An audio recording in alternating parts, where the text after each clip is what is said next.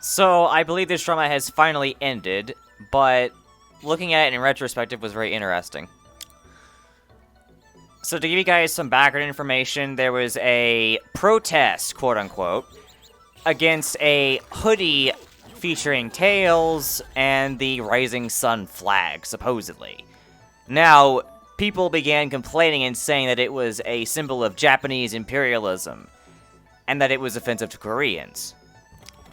The problem being is that the hoodie was already banned in Korea, so most Koreans were not going to see it. Korea does this all the time. They have primarily banned anything of Japanese culture, or the specific Japanese culture, because of their history with Japan. Now, this does not exclude anime. They just can't show anime whenever they have things like samurai, for example. That's why a lot of Pokemon episodes get banned in Korea, or South Korea. Now, the Rising Sun flag is a different story.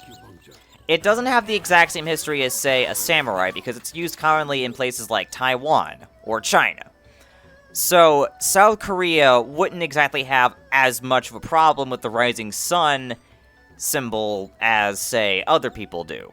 After all, it isn't strictly Japanese, and as far as I can tell, every single person who has been complaining has primarily been speaking in English, which gives me the impression that these are all Americans talking. Many of whom are probably not even of Korean descent.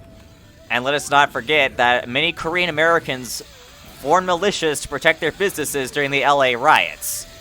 So, why would they be complaining about this? It's just a fucking, it's a hoodie with tails on it. Do they honestly care even in America? No.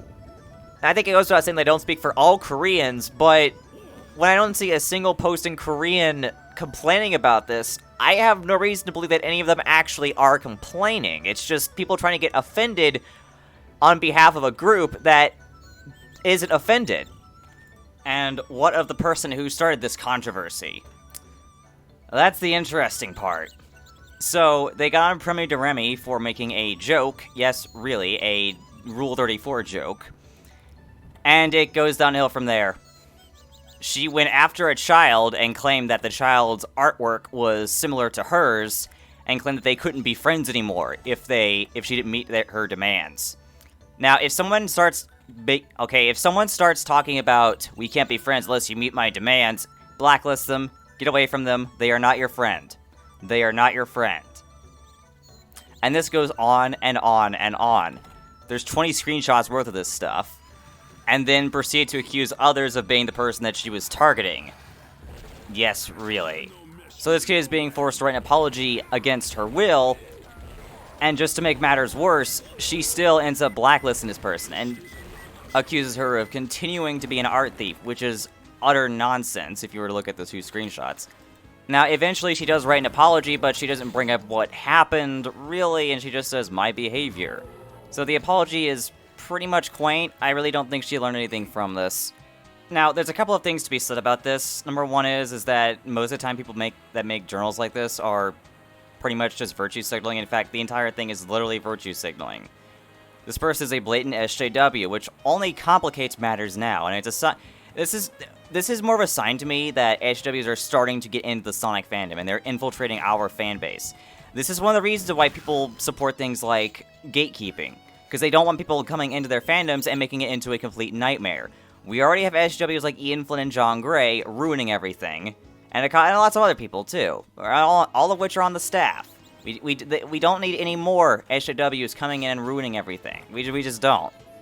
The Rising Sun flag isn't offensive, but this person just had to hammer that in just to get some semblance of popularity.